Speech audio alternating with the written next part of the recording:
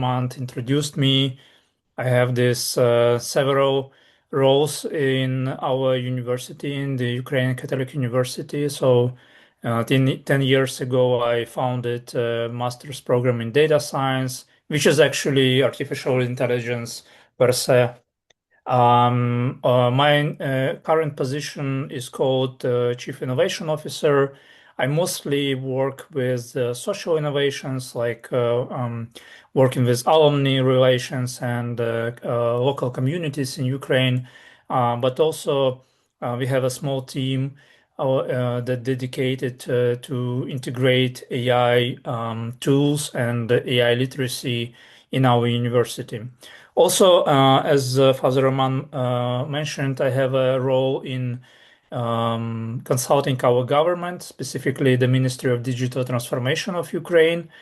We have this expert committee on the development of AI in Ukraine that was founded in 2019. And starting from 2023, I'm a chair of this expert committee. Also, I'm a consultant to AI startups. And actually, I must say that probably one of my strong positions is that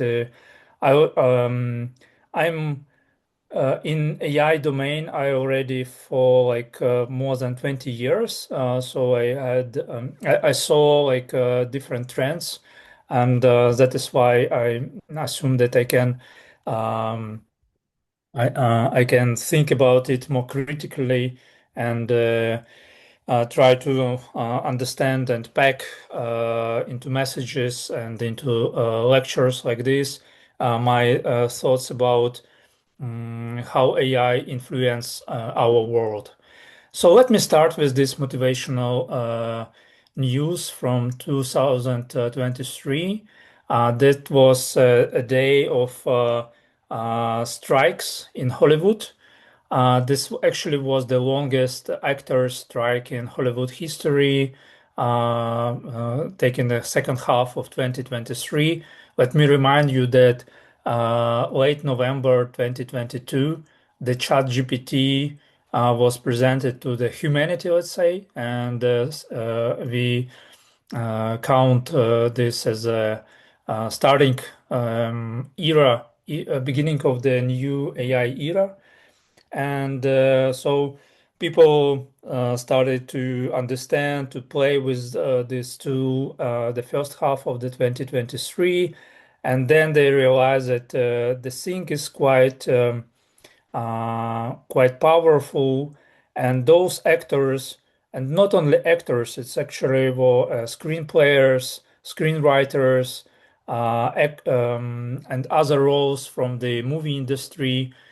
They joined this strike, and actually they will fear that AI will take their jobs, not specifically AI, but the companies will replace them with AI technology, that they will digitalize their human bodies, human voices, human perception, and there will be no need um, for many human actors in this industry. And it was interesting that the year after, in 2024, the similar strike was in the domain of video games. So actors who record voices or record the body movement for video games, they also went for a strike. Interestingly, that they were quite successful in the terms of the strike, so they were able to negotiate with those companies who produce video games and movies. So they will not replace humans with AI, and so they keep their positions in this industry. And this is a quite a good example of this potential polarization. And we see this in terms of that someone may lose their jobs, but there are many new jobs that might be introduced to the market. And let me go further and give you overall ideas, general ideas overview for my next lecture. So obviously, AI is a powerful technology, and mostly it does not create a new social divides or social gaps, not only social but political and economical, but it mainly amplifies existing ones. So if there are already some trend, AI as a powerful technology could widen the gap, could increase this divide. So I will try to show how actually the technology does it from the different perspective, from social, economic, institutional. I will bring some real data, some research that can bring us some perspective. And at the very end, I will finish my presentation with some practical steps that we as nations, societies, communities, countries, governments can bring uh, um, to bridge those gaps, to shorten them instead of this instead of this trend. I will stop here on two polarizations. So first of all, we're talking about economic polarizations. It is obvious that some on the level of a person can lose a job, for instance. But also we have this social political polarization when actually AI is used by modern media, by social platforms, and other players, actors, and actually it could create those echo chambers uh, and filter information flow to us. So we can talk about those two types of polarizations. Um, yeah, but as we need to understand that this is a not a new trend. Actually, I will quote several researchers. One of them is Daran Acemoglu, Nobel Prize laureate from economics in 2024, and he heavily researched how technology influence the world, the economy. I will quote his book, where he and with his co-author they made research on 1,000 years of technology evolution, and basically one of the most popular picture or image from the past is actually the those audits from England, from the United Kingdom, that when the first machines were present to automate processes in sewing domain, in sewing industry. So the audits, they were those who actually runs against those machines. They actually destroy them. And you see those picture on the slide. It's like an image of the audit leader, and you can see this figure has a pin in his hand. So actually, he invites others to go against those machines. And obviously, we have this during the 20th century, we have several waves when the similar things appeared, when people struggled and about whether a new technology will remove their jobs. And again, further in my presentation, I will stop on some statistics and will show you that we need to treat those claims quite carefully.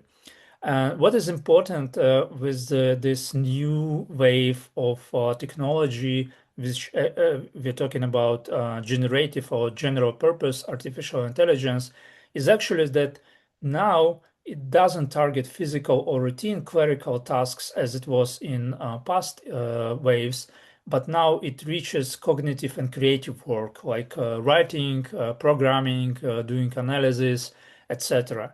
So actually, now we see that the most critical domains, that could be under, let's say, attack of AI are actually those white collar works like office professionals. Um, so we have different axes of divergence, and we can talk about wages, how actually people now have differences or uneven between their wages. We can talk about exposure or uneven across job sectors, countries, and genders, like AI unevenly goes for those different dimensions. One of the crucial topic is actually who is in charge, who is in control of this AI revolution. And obviously, there are like two major players globally right now is the United States and China. So they dominate, and most of the also other world is left behind actually. And even further, there are like a few firms who actually compete for this AI leadership and probably bringing together like companies from China and the US. We can have like less than 10 companies globally. And as I already mentioned, reality. So using AI in different recommendation system and social media, it's actually create those separate worlds like chambers, bubbles of different opinions. So let me start. It is actually the social political divides. And there is this, I already mentioned this term, echo chamber. This actually, when you being as a part of some community, whether it's a physical community, your friends or colleagues, or whether it's a virtual community with someone on social media or some virtual chats. So when actually those beliefs that shared within this community are amplified, so people are talking to with people with common to people with common views, and for that reason we do not see other perspectives. And also there is another term like filter bubble, and actually how we personalized information in this world. So obviously this is a global process that people more and more perceive information not from classical media but from social media, from like Facebook, Instagram, X, and others. And we pick specific channels, right? Specific bloggers to whom we subscribe. And again, together we create those bubbles of information. And also, there are different research, and I can bring one of them as an example. So it was during the first election of Donald Trump as a US president. And you can recover that there were like a long-standing discussion about conspiracy theory in media. So researchers, what they did, they tried to use, they investigate YouTube. So they created blank YouTube accounts from the very beginning, from the scratch, and then they just started to clicking on the random recommended videos. So I'm watching a video, and then YouTube recommends me something, and I just randomly pick the next one. And within like several iterations, those researchers they found themselves in so-called bubbles of the conspiracy theory.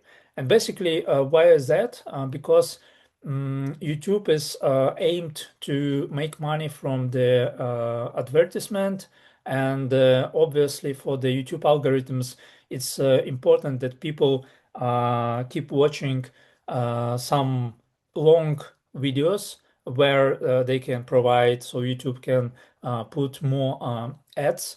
And basically, conspiracy theory videos, they were mostly attractive to the random observer, because it brings your brain this a dose of dopamine, like a short dose of dopamine. And Yeah, so that's why that was a problem of the YouTube algorithm, recommendation algorithm, that actually it recommended those conspiracy videos. But also, we do not need, we cannot only blame machines, because we have a free will as a human beings. And for that reason, we need to remember that there is always our choice. And for that reason, we need to talking about like this. Not only we cannot only blame algorithms. We always need to look at those people who actually users, customers, watchers, and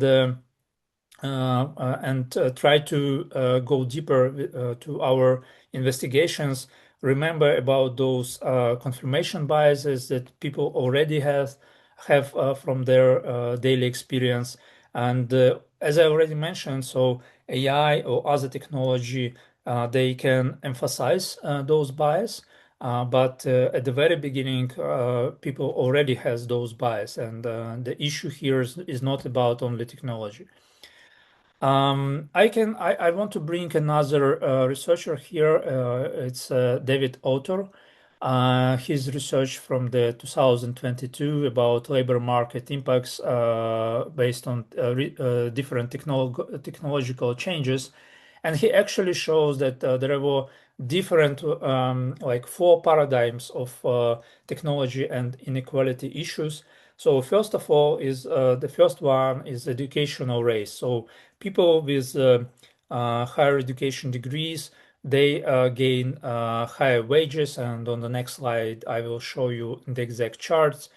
Also, we then we had this automatization or digitalization of our work.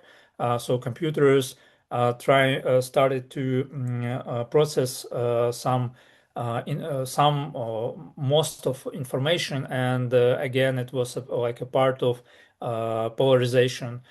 And then obviously another step is creation or and destruction of new tasks, destruction of the existing tasks, and creation of the new ones. I will stop it in details about this third point. And now we're living in this AI uncertainty, and so mostly you can think about AI as like something destructive in terms of like how AI will influence the world. But there are like different opinions.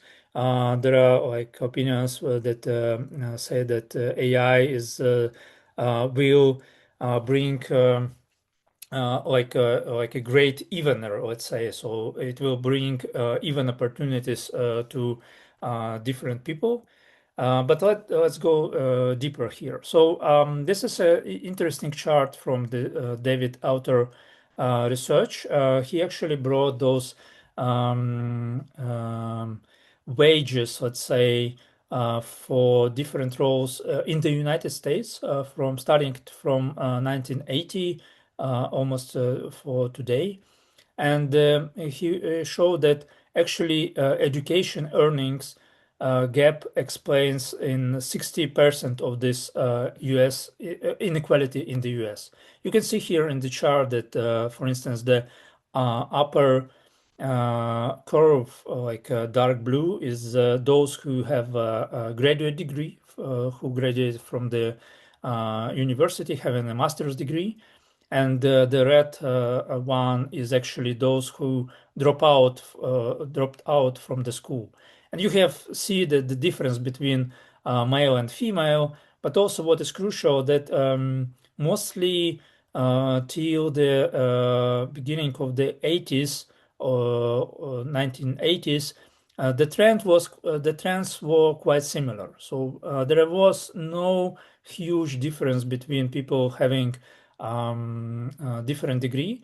But then in 80s there was a crisis, oil crisis, right, as we have now nowadays in the Gulf, and also a new era appeared. Is a digitalization era. So people with higher universities degree, they are commonly starting to be familiar with computers. They were digitally literal, and they have this digital literacy educated.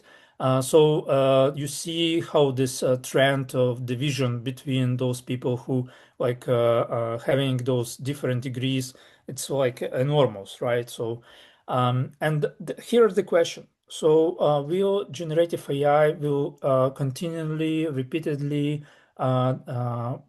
broaden this division, or can it bring this shorten this gap? Another interesting effect is actually appearing and disappearing of old jobs and appearing of new jobs.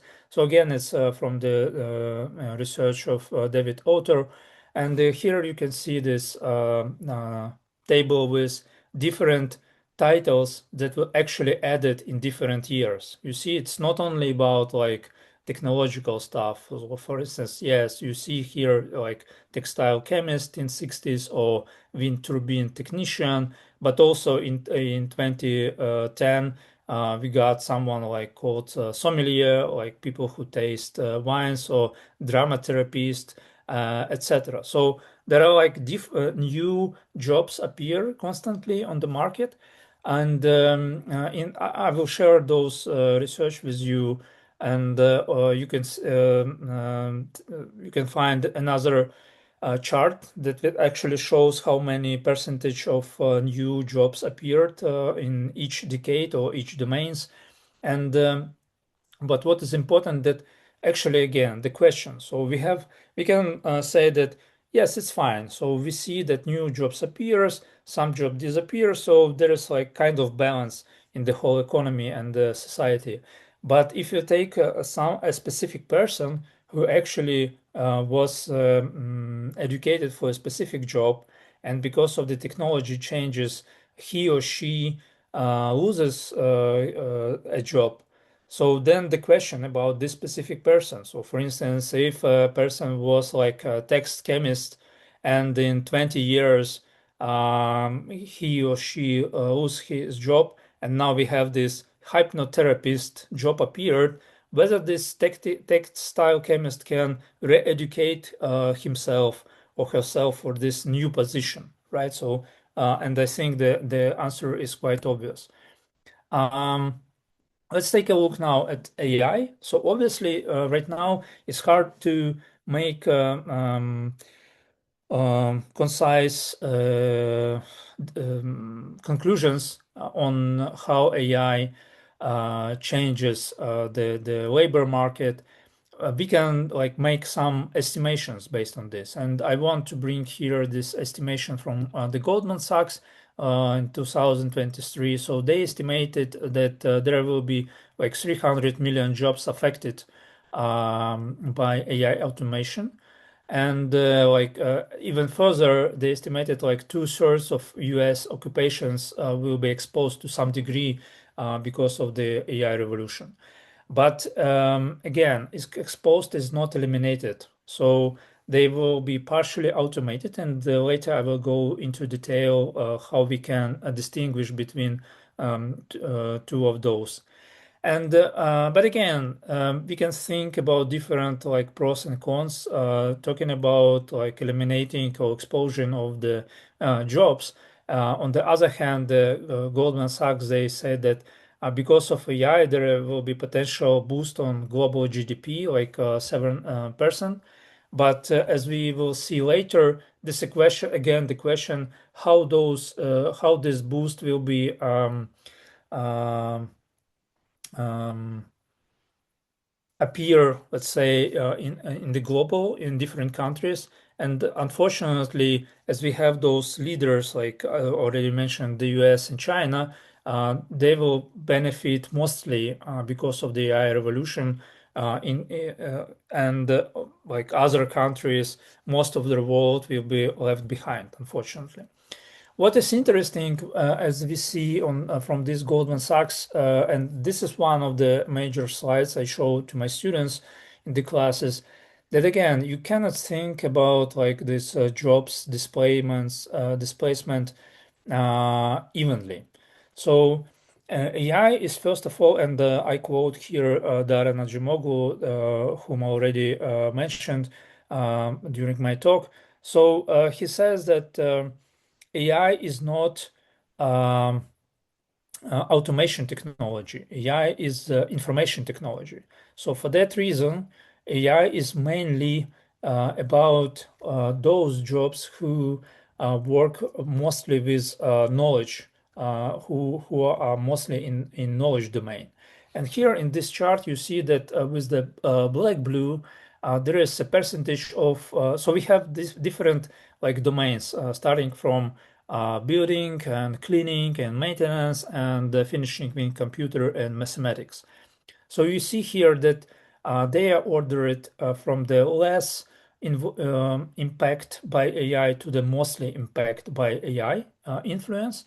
And the dark blue is those domains where the percentage of the jobs without automation, like from 0 to 10%, it's like mostly no automation. The lighter blue is something in between, up to 15%, 50% of AI automation, and then like 50 plus percent is heavily impact by AI.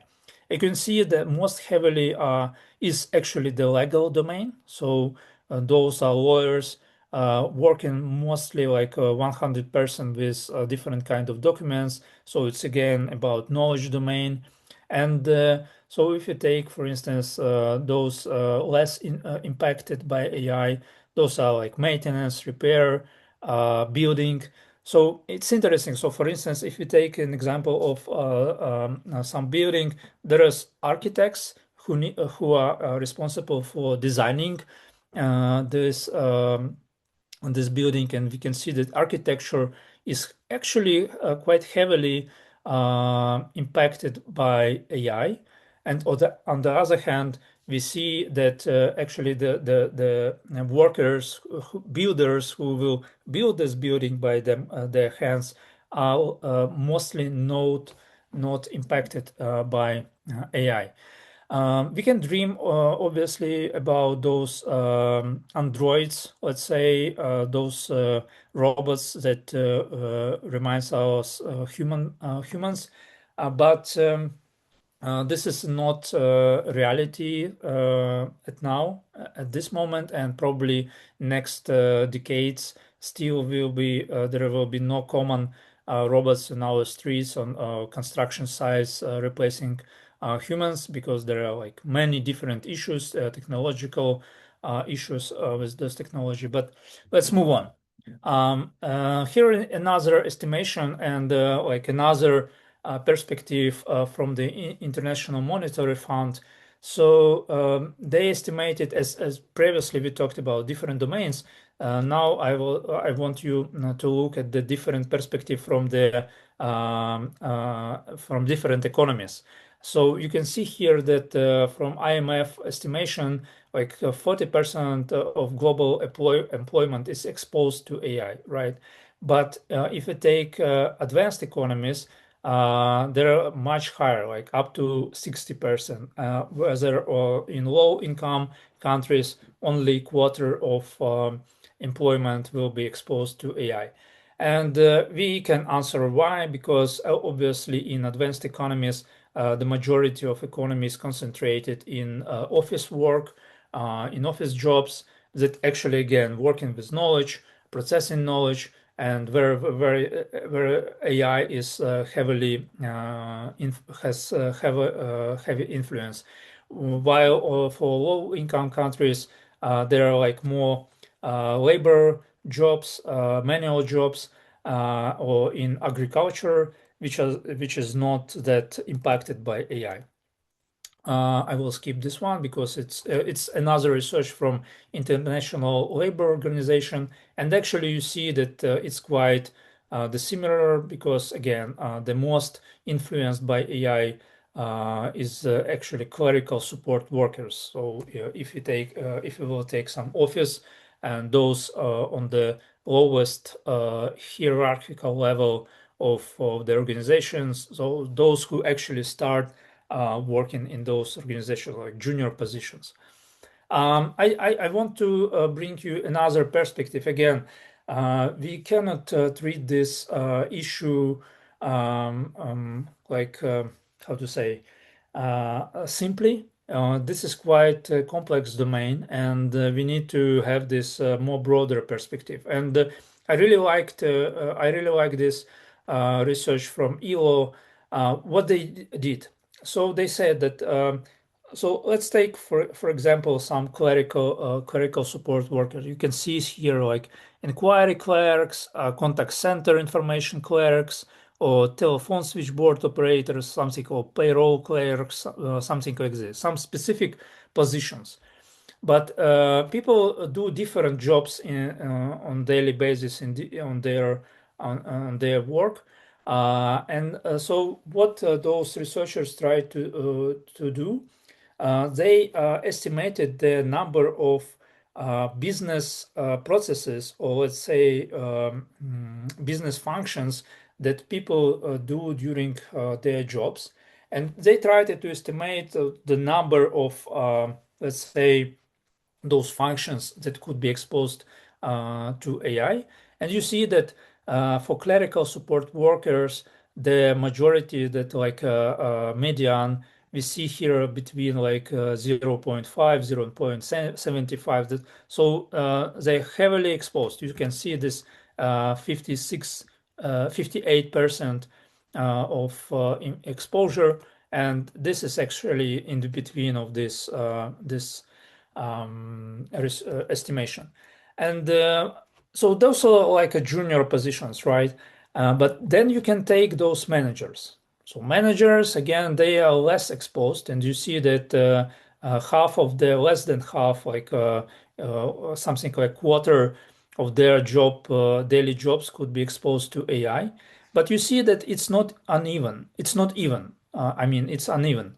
There are some jobs that could be not jobs again, some functions within a job that could be replaced by AI.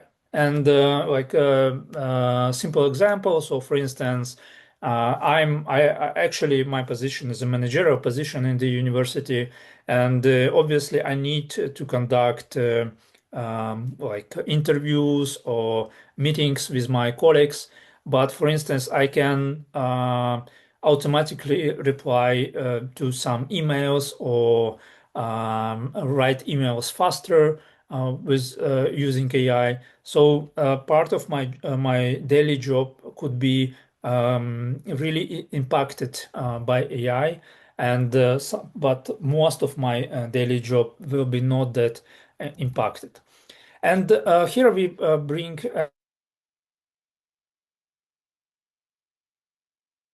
a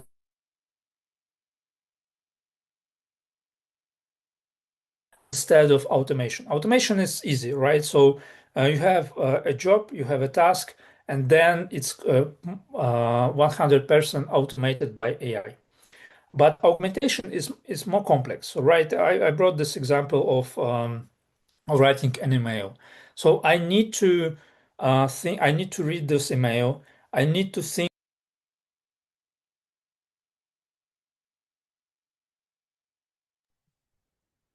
Sorry for that. Something happened.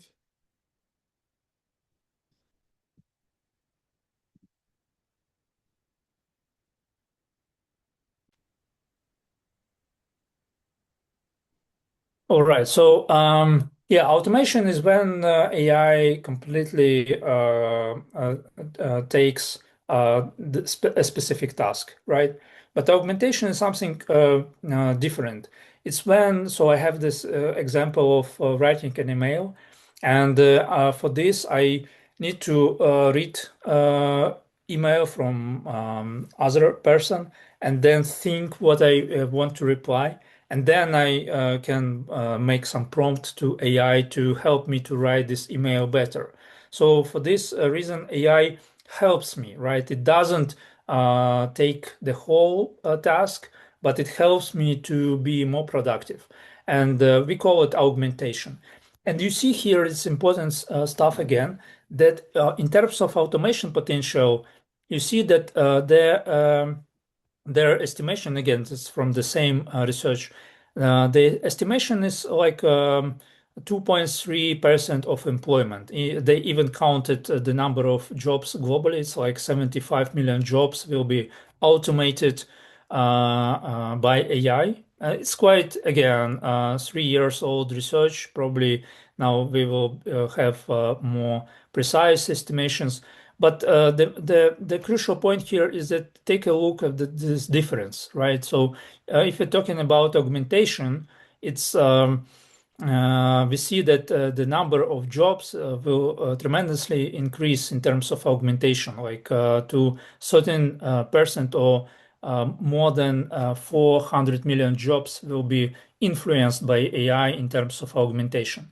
And you know this, probably heard this when we're talking that AI will not replace lawyers or software programmers, but instead software programmers or lawyers who are using AI will replace those who does not. Um, and I will probably speed up here.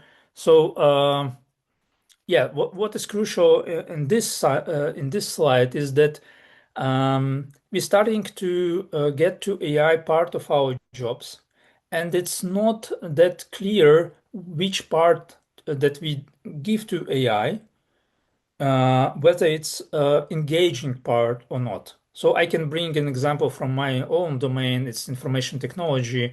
So my colleagues from the information technology domain, specifically software engineers, so programmers, so what they starting to so this kind of trend they start which starting to appear is that those software developers, software engineers, they started to claim that yeah, we can start we use AI and it really helps. Someone says that for a month or two they even didn't write a one string of code, but now they do not feel this authorship of this code. They do not feel this feeling of being a subject, being an actor, right? Someone who actually in charge. So now they feel like they giving instruction to this kind of beast, someone, and there is like someone in between. And while being productive, they are not that happy with their job. So it's interesting to discuss it because again, it's early observations. We do not have much data about this, and I honestly I didn't see any research about this engagement and lack of engagement because of AI involvement. But it's interesting thing to think about. Um, yes, another trend is that, and it coincides, complements the thing I talked about, those different wages because of different education. So people with which are more high skilled, they starting to use AI more heavily, and actually they become more productive. And we have this even widen inequality because of this. So they got becoming more productive. They got this more capital, which returns this flow. And those who are not that educated, they are left behind. Again, we have this widened gap. And another example, another research, you know, this Anthropic company which produces AI called Claude, and they have this economic index report. It's quite interesting research. Again, I will share those links with you. So what they found, for instance, that experienced users automate more successfully than newcomers. So people who are heavily using AI, they started become even more productive. You see this number of occupation hourly wage. So people like more, which have higher wages, they spend more time working with AI, and did make them even more productive. So they starting to run even faster. So again, I'm talking here about this widening of the gap. Um, so we talked about like social perspective from the perspective of social trends. Let's jump a bit into the companies, into the firm. So this is another agency called McKinsey, probably you know, and they have this early annual research on AI. And last year they emphasized that we have this uh, let's say that like up to 88 percent of companies they used AI at least in one business function. So AI becoming a commodity, but again, there's like another perspective that most integration of AI stuck in experimentation and pilots. So there are not that many companies whom we can call high performers. You see here like only 6-7% are those high performers who actually integrated AI into into structure of the company, and most of the business functions are influenced by AI. And to be honest, most of those high performers are quite young companies, so they can claim themselves as a AI native by their nature. So they were established, they were founded again after 2022, and for them it's natural to be AI and using AI. I can bring an example of my own institution, my university. We try to integrate AI, as already mentioned, and for us it's quite tricky because education is a very conservative domain, and professors are not that interested to integrate this technology in the process of educating students. Also, administration part is also quite conservative, and for us trying to find those spots where we can bring AI automation or augmentation, as already mentioned, it's quite tricky one. So obviously we in this part of experimenting, trying to test AI in different functions of business processes of our organization. Again, so McKinsey, they measured companies. They asked them to estimate whether the number of new positions will decrease or increase. And you see again that it's not that even. Some said that there will be like in service operations, they think that they will decrease mostly people, but then always there is someone who say that yeah, we will increase, so there will be new jobs.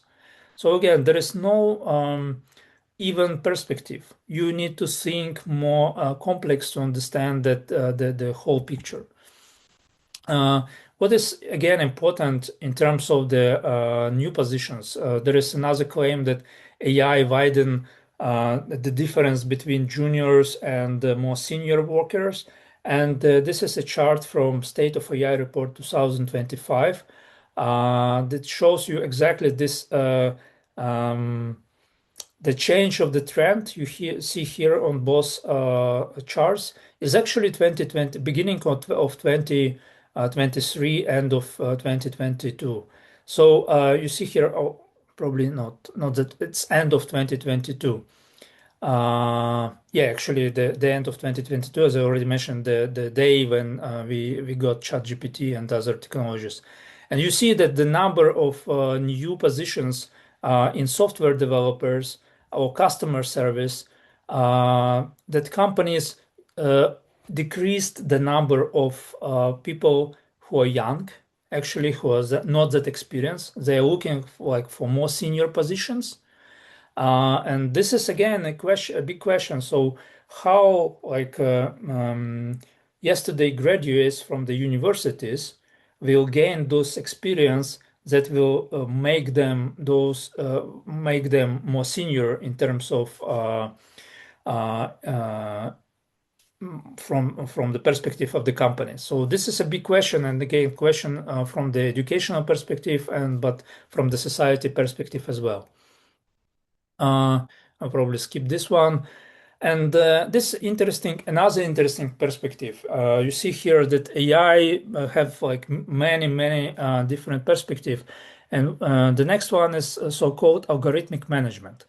So now we have a software actually that created specifically to monitor human performers, human workers in real time.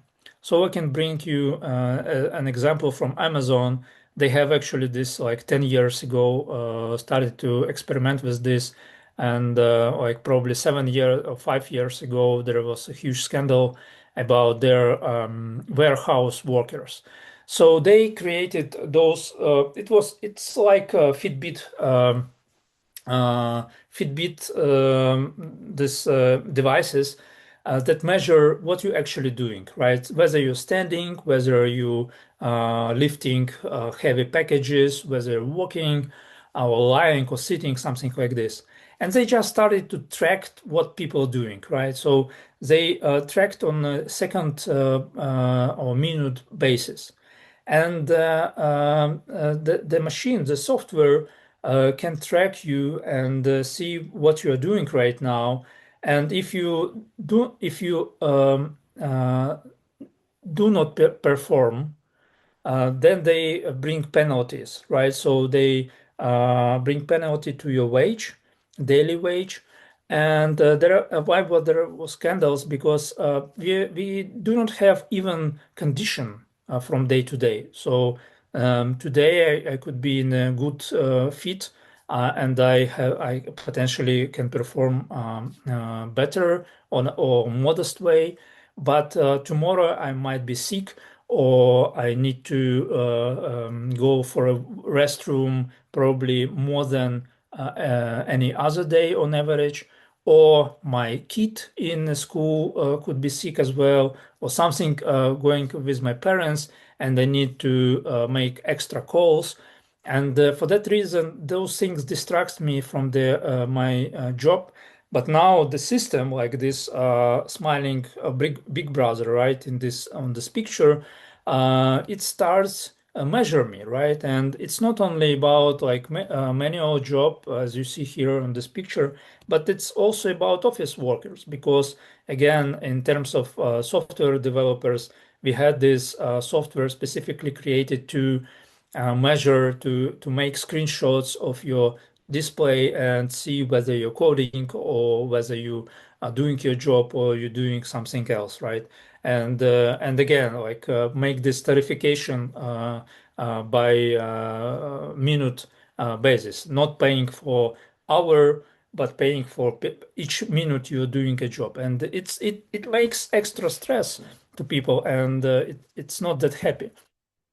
Um, yeah, I already mentioned this gentleman, Dr. Darren Acemoglu, as I already mentioned, he won a Nobel Prize in Economy in 2024, and actually his main research domain is actually how technology influence societies, economies, and humanity overall. And he mentioned that the key question is who controls the information. So now we see that there is asymmetric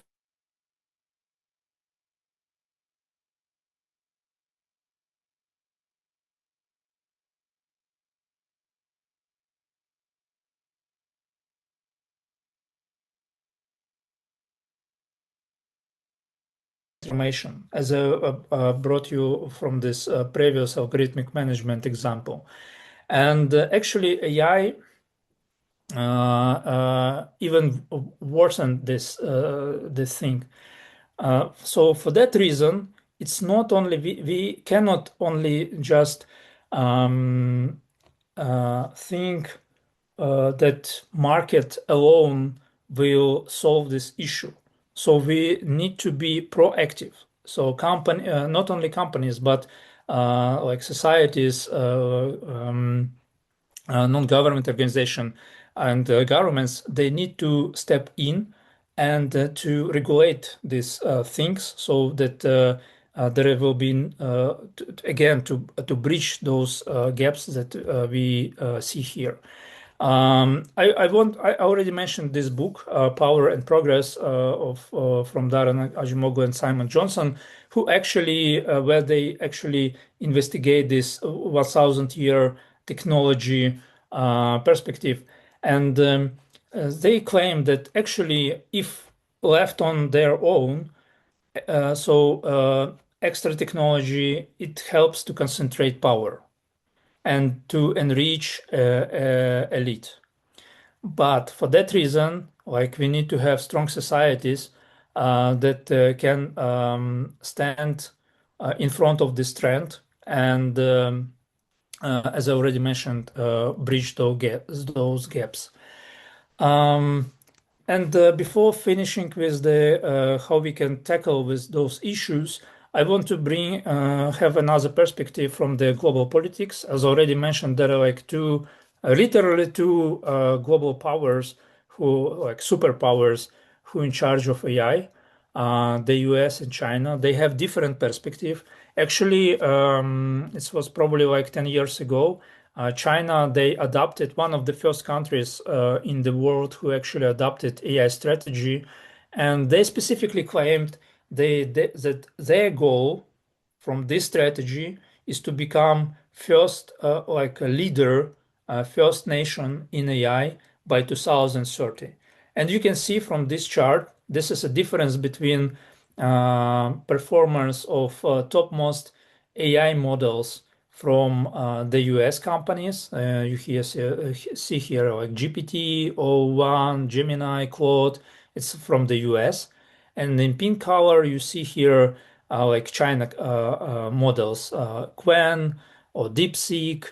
And you see that the wide difference between divide between those trends, it become less and less. You see here, like in 2026, this year, it went to less than 3% gap. Actually, we can say that performance of those models is mostly even, right? And and strategy of those two countries, two superpowers, is different as well. So US mostly leads in capital in chips production, but China, they decided to go for open weight models. So what is open weight models? As for instance, if you're using Claude or ChatGPT, you have a subscription, you pay for a provider, or if you have a like free version, but you do not have access to specific to concrete AI model. You just have like a chatbot. But China companies, they create those open models. They publish on openly on the internet, on the web, and everyone can like download them and install them and use them. So China, they spread their power in another way than do the US. The same goes to the computational engine. So modern AI is impossible without heavily computation power. And you see here that like US holds like 9x of Europe AI compute, or excuse me, like 9x China compute, like 9 times more than China has at this moment, and 17 times more than Europe. And high income countries at all, they like have 77% of data center capacity. So most of the data centers, they globally concentrated in these high income countries. And obviously there is like a feedback positive loop, right? So if you have more compute, you got better models, AI models, and which attracts you more talents from different countries. So we have this again an even distribution of computational power, talents, and capital. And and on the other spectrum, other pole of the spectrum, we have like most of other countries, right? So like Africa, Latin America, and much of the Middle East, they have less than 5% of compute. I'm from Ukraine, and the same here. We do not have much compute power. We just recently, our government, they bought AI factory, like several servers to specifically work with AI engines for our government services. So we have this, as already mentioned, a divide in terms of resources. And the crucial example of this is actually this export control on AI that was provided by Biden administration at the very end of when Joseph Biden took his office. So they actually split all countries in three tiers in terms of how they provide AI, how whether they allow to have access to AI resources. So allies they have unrestricted capacity to install those resources provided by the US companies. Again, we're talking mostly about computational servers provided, like computational chips provided by NVIDIA, the most expensive company so far. And also, we're talking about providing AI models, again, from the US companies. The second tier companies like that could buy those services and products from licensed companies from this first tier. There are like many limitations. Again, I will send you the links from the paper who actually discuss what's how it organized and what are the consequences. And the third tier actually banned. And you see here exactly that we have again, like it was in the Cold War a century ago, not century, like 50 years ago. There was like um, um, superpowers compete to each other, and now we see the same, right? So we have global West, like leading by the US, and now instead of the USSR, we have China. But it doesn't mean that China is weak. No, not at all. So China, they provide their own resources. They share their knowledge, their resources with other countries, and we have this like all those yellow countries, like most of the world, they have a battlefield between those two superpowers. So to conclude, what we can do about it. And here I want to bring a quote from Kristalina Georgieva. She's a managing director of International Monetary Fund. I already brought you some quotes from their research. And so she said that in most scenarios, AI is likely to worsen overall inequality. That's which actually I started with it, right? So that we have already inequality in our world, and AI will just increase it, right?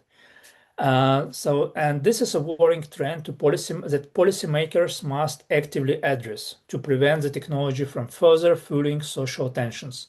It is crucial for countries to create comprehensive social protection systems and offer retraining programs for vulnerable workers. So we're talking about, okay, so if a person loses his or her job because of AI, so let us retrain this person and make he or she AI literal, knowing know how to work with AI.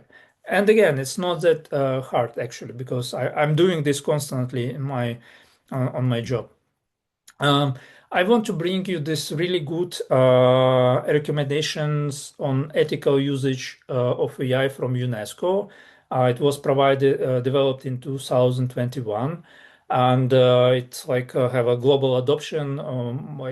Near all countries adopted it. It's I actually recently I finished this research for Ukraine. There is a methodology, it's called readiness assessment methodology by UNESCO on how so each country can assess itself regarding readiness of ethical usage of AI. And there is a UNESCO Observatory website where they publish reports from those different countries. And the report for Ukraine was published in April. And there are like many countries from across the world. So I really encourage you to take a look to this. And there are other initiatives from international organizations like OECD or European Union. Probably you're familiar about, you know about EU AI Act. This is actually the first world comprehensive binding AI law. Now, here in the EU, they try to rethink about it because the business claims that it's too strict. So they try to lower those bounds. But again, it's a huge thing. So people started to think about in terms of this risk-based approach. So try to assess the risks of different AI products and services. What we can do actually, as I already mentioned, the main thing is actually to share this AI literacy. To integrate courses about AI, how to use AI into education system on different levels, starting from actually middle school and then going to high school, talking about not only how to use AI, but about ethical usage of AI. We need to have different programs of reskilling and lifelong learning. Again, thinking about this augmentation part. So if, as I already mentioned, this proverb is that lawyers with AI will substitute lawyers without AI. So let us have those programs that can actually allow not only lawyers but all other workers to to understand and to integrate AI into their daily job. Obviously, we need to think and remember about human oversight. So, at the very end, the responsibility for decision is still on the human side. And we have this term called the human in the loop. If someone takes a responsibility for a decision, so even if this decision was recommended by AI or another technology, the concrete human being will be responsible for this. And there are many issues with this position because people starting to use to be used to those recommendations. They lower the critical thinking, and this is a big issue. But still, we need to remember it.